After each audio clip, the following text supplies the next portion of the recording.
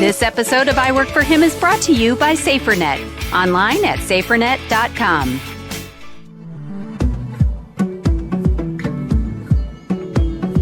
Every day in America, more than 3,000 ministries are serving workplace believers by discipling Christ followers to live out their faith in their work. However, most of these organizations are working on their own, often recreating the wheel from their limited resources because they don't know there are others out there doing exactly the same thing. I Work for Him has a vision to document the tapestry of the faith and work movement to enable and facilitate selfless kingdom collaboration across the country and bring harmony to the body of Christ in the workplace. For more than a decade, God has been weaving the stories of workplace believers and the work of so many faith and work ministries into I Work for Him. He's been entwining us with these organizations so that you, too, can be a part of this great tapestry. He's been connecting us in order to connect you. Just like a tapestry, the work is sometimes messy and takes time. But in the end, a beautiful, unified picture emerges, more incredible than we could ever imagine. Please be a part of that mission.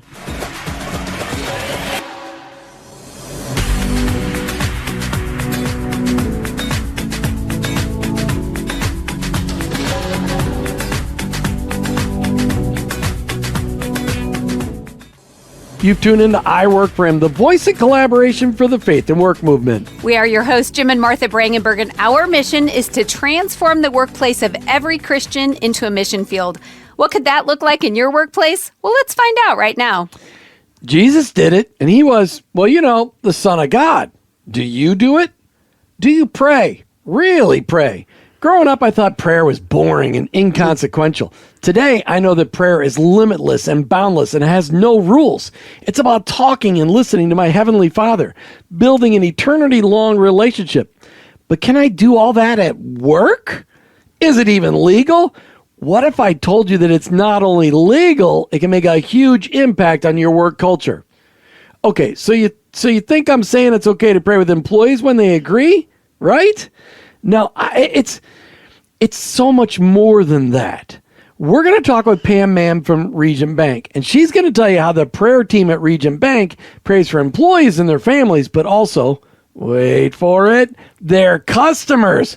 Pam Mann is VP and an internal control officer at Regent Bank. So she's been tracking what God has been up to at Regent Bank, and she's also willing to work within the controls that the FDIC places. I can't wait for you to hear Pam's story. Pam Mann, welcome to I Work for Him. Oh, thank you for having me.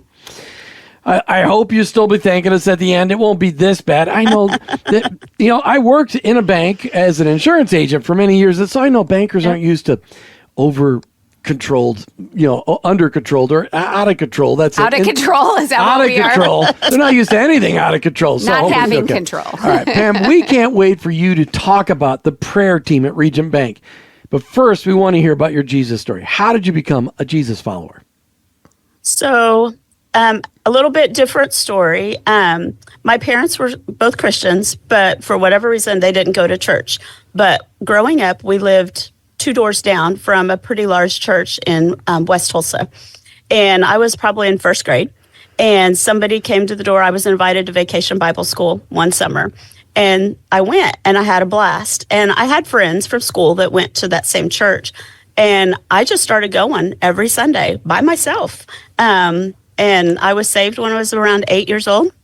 And then the rest is, history. I've just grown in my faith over the years and met my husband, who is a strong believer as well. And we've just both grown in our faith. So a little bit different story, but since I was a kid. So did you meet your husband in Sunday school? At church? No, we met in college. Okay. You never know. Jim's making up stories here. So, okay. So I just asked a question. As Jim said, you work for Regent Bank. How long have you been in banking? So I've been with Regent for almost 6 years. I've been in banking, it's going to age me a little bit, probably over 30 years. I spent about 15 years with the Federal Reserve, in the Federal Reserve System. And I also worked for a large bank here in Oklahoma, but had the opportunity, God just led me to Regent almost 6 years ago. And that was a whole nother story. It was a step of faith for us to move back to Oklahoma. And I had not heard of Regent Bank. And knew a few people here, and here I am, and absolutely love it. So I've been banking for over 30 years in an audit. All of that has been an audit. I'm a career auditor.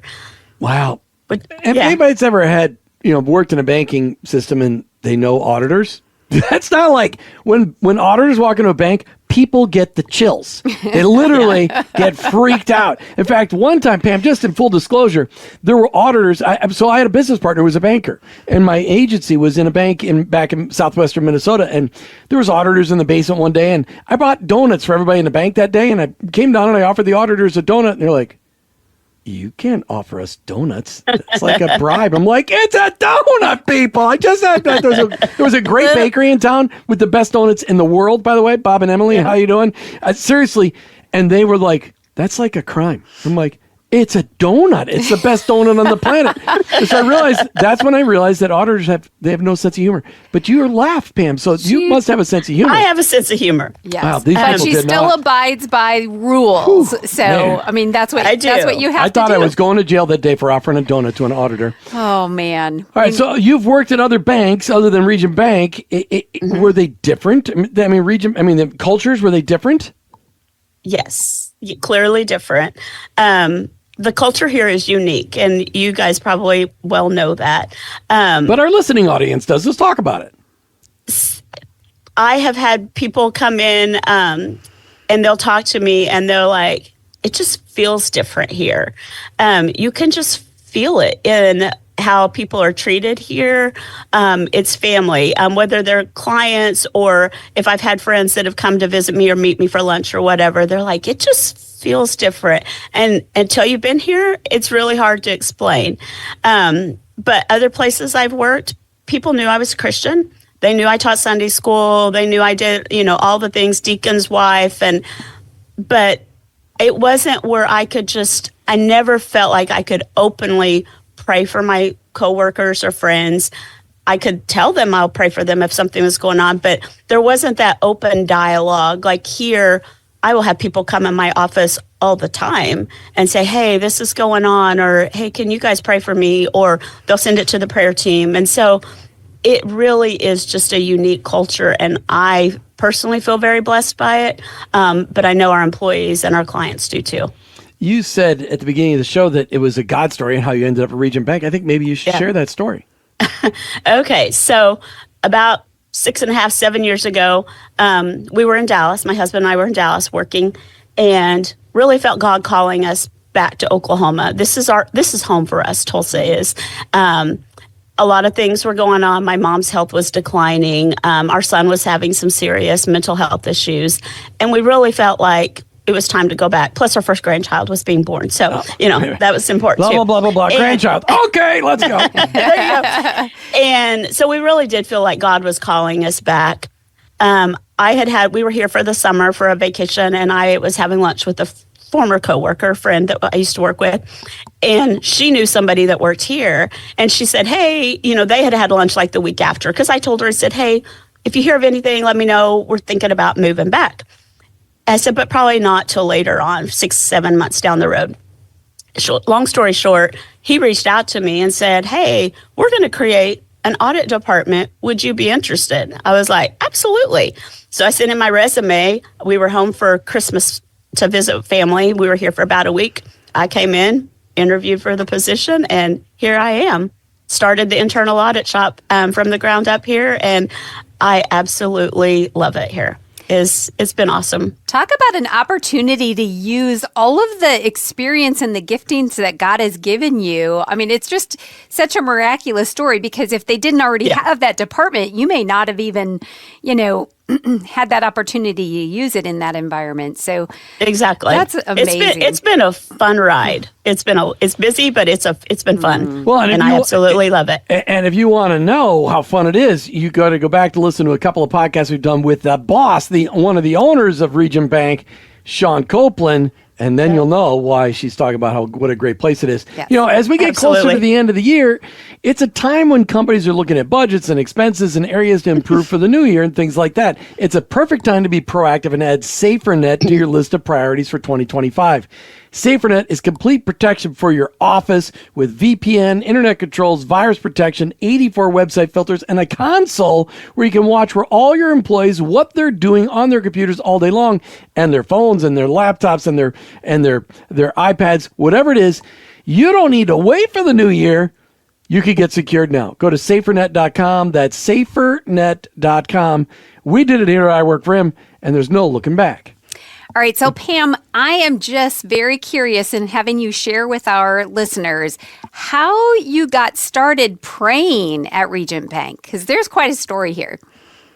It is. And honestly, it was Sean Copeland, so our CEO. He felt God telling him, you need to start a prayer team. And so he came in one Monday, Tuesday morning, sent out an email to all employees and said, hey, we're going to start a prayer team. If you would be interested in joining, just send an email to me and let me know. So there was another employee. She's no longer here. She was actually leading it for about a year before she left the bank. And so when she left, Sean was like, hey, will you lead this prayer team? And I've been leading it for several years now. But it was one of those, Sean followed God's leading. And he reached out, and it's not mandatory. And we have over 25 amazing prayer warriors on this team. And I love each and every one of them with my whole heart. And this is not a Pam team. This is the prayer team. And I absolutely love it. Now, as the prayer team, what's your mission? I mean, who are you praying with? I mean, when it started off, who were you praying for? And now who are you praying for? Everyone that reaches out to us. So we have two different emails. We have one that's for employees that they can send to us. It's an internal email box. But then we actually have another one that was created for external. So whether they're clients or whether they've heard about Regent from one of Sean's podcasts or whatever it might be. And that one's actually prayer request at regent.bank. And it comes to me, and then I send it out to our prayer team. But one of our things that we actually do is we promise those that we receive a prayer request, we stop and pray right then at our desk, and we pray for them. And then, being the auditor and I track everything, I actually keep a list every week. So I keep track of, here's our praises for the week, because we want to celebrate those. And then we have our prayer requests. And then we meet every Thursday morning for about 30 minutes. And we just do a Teams call with our prayer team and whoever's available. But I send that out at Wednesday afternoon, so everybody here's the updated. But as they come in during the week, we get those throughout the week, and then we just culminate them. And then what I did at the end of the year, last year, or at the beginning of this year, I should say, for Sean, is I was like, we've had a lot of really awesome praises this year. I just went back and pulled all those together, and that was pretty amazing just to kind of see that in one big picture. And Jim and I thought that was so cute when we heard Sean sharing this one time, and he was like, he was surprised that you had put together a list. And we're like, she's the auditor. Of course she does. But it's beautiful. She's auditing God. She's saying, did he do the work he's supposed to do? Are the I's dotted and the T's crossed? But that's the cool thing is celebrating the praises. So often we forget to focus on that. And again, just looking at how God has equipped you and using your gifts, not only in prayer, but in your career to put you in such a position and to be able to keep track of it all. Because there are some people that would not be on their radar to, let's actually track this to see and be able to celebrate what God is doing and the ones to continue lifting up. So okay, you talked about you have like 30, you said 30 some people, I think, or 25 people on your prayer 25 team. to 30, yeah. That's so awesome. So what does that look like?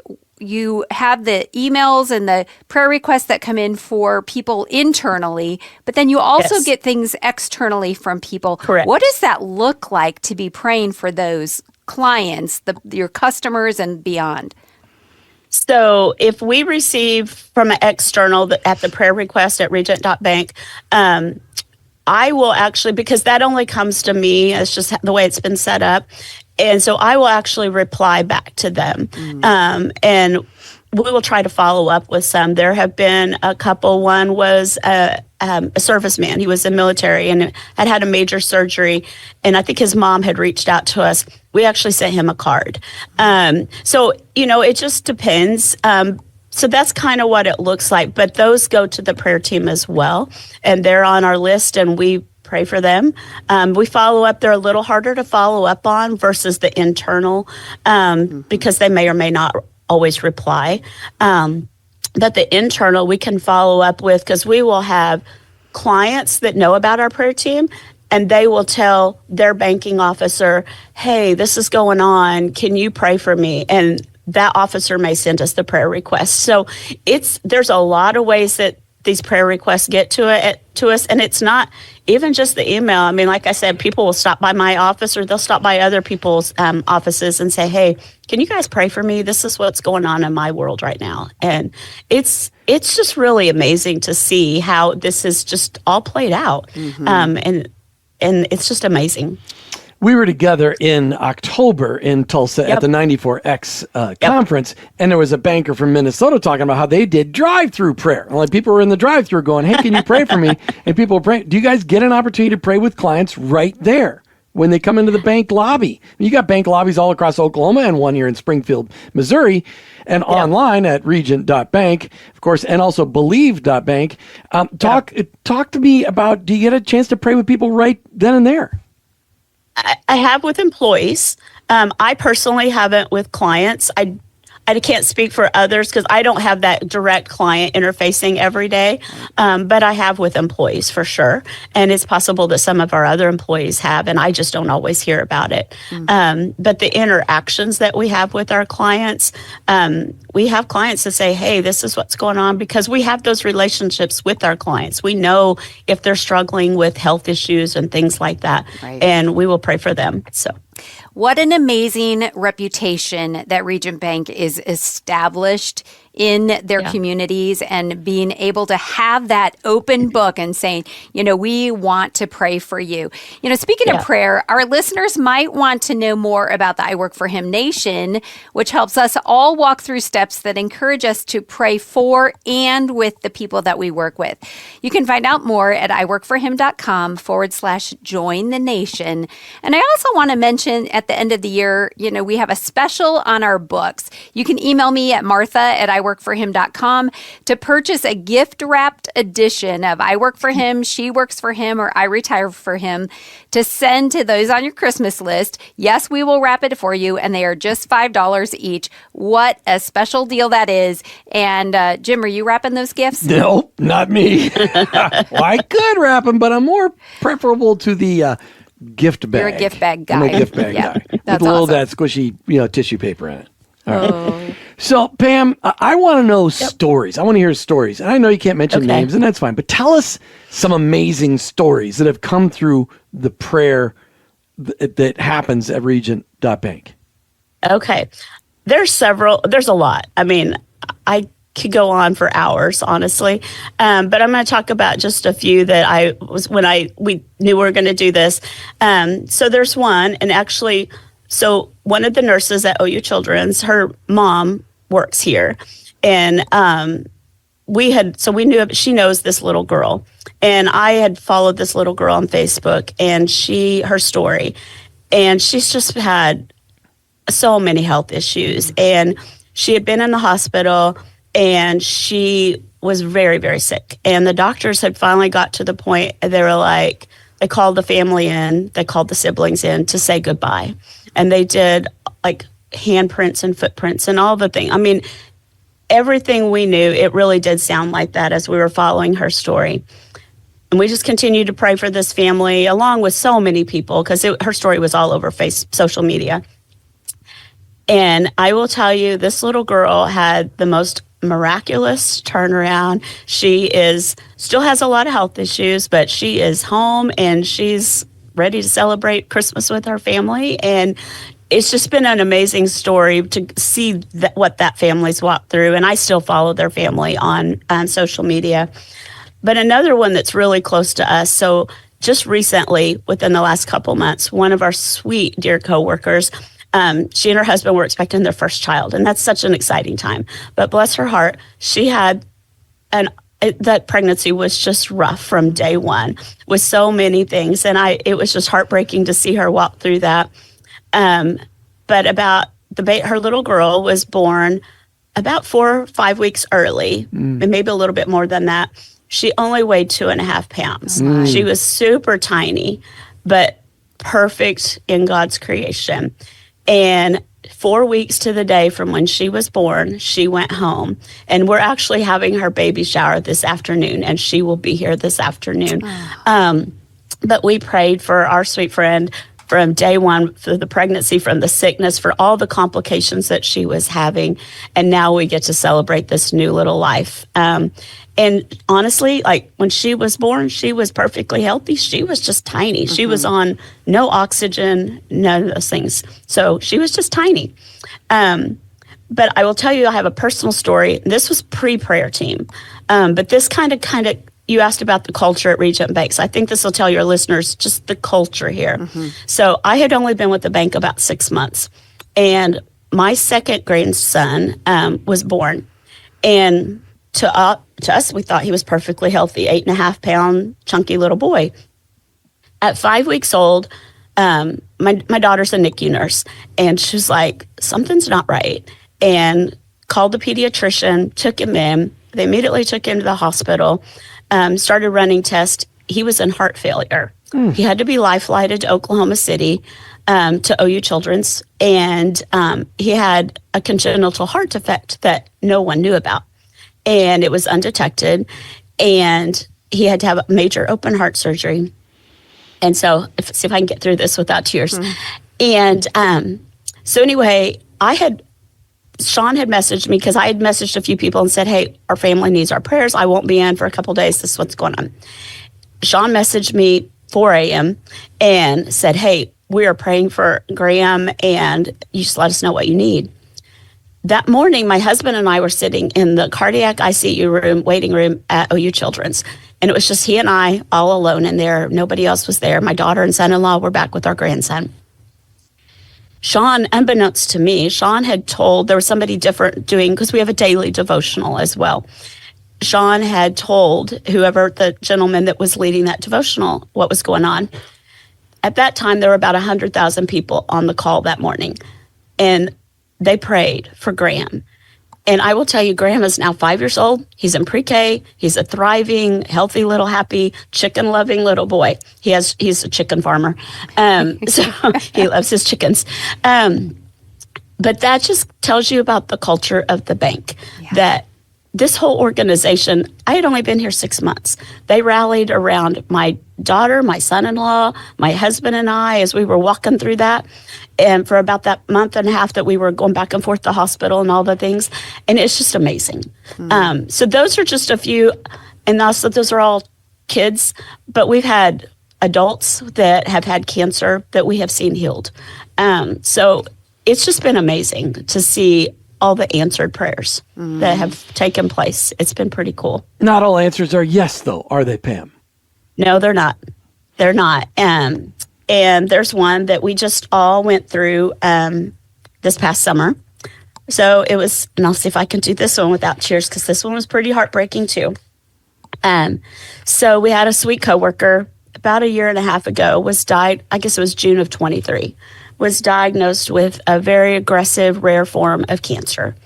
And she went down to MD Anderson and went through 7 weeks of grueling treatment. And I know the details of what she went through, and grueling is about the only way to describe what she went through. She had her first scan after that. They said there was one spot of cancer. We were so excited because they were like, just a couple radiation treatments, you should be good. She came home. She did the treatment. She went back for another scan, and the cancer had spread. And she's a fighter, and she's like, I'm not giving up. So she continued treatment. But then probably in about July, she had another scan, and the cancer had spread more. And so, I mean, clearly God was not answering our prayers the way we wanted We wanted her with us. We thought she was coming back to work soon. God had other plans for her. It was really hard for all of us. But out of that, and I honestly, I thought maybe she was going to be with us at least maybe 3 or 4 more weeks. But I felt God calling, like, hey, just go check on her, go see her. So several of us went to her house Friday evening after work. And we had the sweetest time, because when we walked in the door, her husband told us it was that end stage, so she was struggling some with just, being tired and things. And he told us, he said she may struggle. It was like we just had our sweet friend back. We laughed, we cried, but we prayed. But we also had a time to just to talk to her about her faith. And I can promise you that I will see her in heaven again someday. So we lost her. We saw her on a Friday night, and she went to heaven 3 days later. So that is one of those visits that I will forever be grateful for. Yeah. I will forever be grateful that I followed God's timing, that we all follow God's push to go see her, go see her now. But it was the sweetest visit. We have a picture that we took that night because she was like, we're going to take a picture. And we did. And it was just a great time. But it was one of those that God answered our prayers, but not the way we wanted to. Yeah. We wanted her here with us. We wanted her back in the office with us. That wasn't his plan. She is in heaven celebrating Christmas with him this year. And there's been others, but that's the one that really was the most recent and really just hit home. And I know that that's so hard to share, but it's so important that all of those steps of the journey are a part of the story, including your obedience to say, I feel like we need to go visit her now and spend time with her, talking about her faith and praying with her and things like that. So one last thing I'd like for you to do is to just speak some words of encouragement to people that are listening that may be in charge or may work at some kind of an establishment that doesn't have a prayer team, but they think this is a good next step for them and in obedience. What can you say to them to encourage them right now? I would just say, if you feel led, just do it. But you can do it in the workplace. And if you read Sean's 94X book, it kind of walks you through all of that. You don't make it mandatory. You just say, if you're interested, feel free to join us. But I also would say you don't have to be a Bible scholar to do this. I am not a Bible scholar. You can easily do it. If you feel led, just do it, and God will take it from there. You just have to let God use you. And that's exactly what I have done. Because like I said, I'm not a Bible scholar. Yes, I've taught Sunday school. But we just, honestly, we have and there's lots of ways you can do it. The way we do it is we'll have a short devotional every Thursday morning. And I usually just use like the Bible app, or I have several devotional books at my desk, and I'll just open it up, and it's really cool to kind of see what God opens up on that particular day. And we'll share that. And then we just go through the praises and the prayer requests and updates, and we pray. And we're done within 30 minutes, 25 minutes. And but I would just say, if God's leading you, just do it. You won't regret it. You won't regret it. So and if your boss asks you to do it, just do it. That's right. Well, you never tell Sean Copeland no, period. Listen, right. a couple of plugs here. If you're looking for a great bank, Regent.bank. Martha and I moved all of our banking there. Phenomenal bank with a heart of gold. Regent.bank. And if you have a prayer request at Regent.bank. Pam Mann, thank you so much for sharing your story today. Thanks so much for being on I Work for Him. Thank you so much for having me. This was a pleasure. You've been listening to I Work for Him with your hosts, Jim and Martha Brangenberg. We're Christ followers. Our workplace, it's our mission field, but ultimately, I work for Him. This episode of I Work for Him is brought to you by SaferNet, online at safernet.com. We have an app for that? What? An app for cybersecurity for all your devices? Are you a business owner concerned about cybersecurity? SaferNet VPN offers the perfect solution. Protect your company and family with a single app. With our cloud-connected cybersecurity platform, Enjoy VPN, internet controls, and virus protection. Stay safe online with SaferNet VPN today.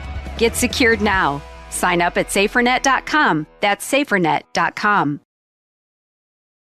Did you know that God has a calling on your life? It's true. He's called you to bring Jesus to the world. For some, that may look like a pulpit or a foreign mission field, but for most of us, it looks like a construction site, a cubicle, a hospital, or a classroom. Wherever it is that you work, live, volunteer, and invest, that is your mission field. To learn more about integrating your faith into your work and retirement, check out our books, I Work for Him, She Works for Him, and I Retire for Him, by going to iworkforhim.com/bookstore. Thanks for listening to the I Work for Him podcast with your hosts Jim and Martha Brangenberg. Please visit iworkforhim.com to learn more about connecting your faith and work, to join the I Work for Him Nation, or subscribe to our weekly blog. You can also follow us on social media at I Work for Him to stay up to date and meet our guests. If today's message spoke to you, please subscribe, rate, and review the show on your favorite podcast platform. Your review will launch more workplace missionaries across America. That's at I Work for Him and online at iworkforhim.com. I work, the number 4, him.com.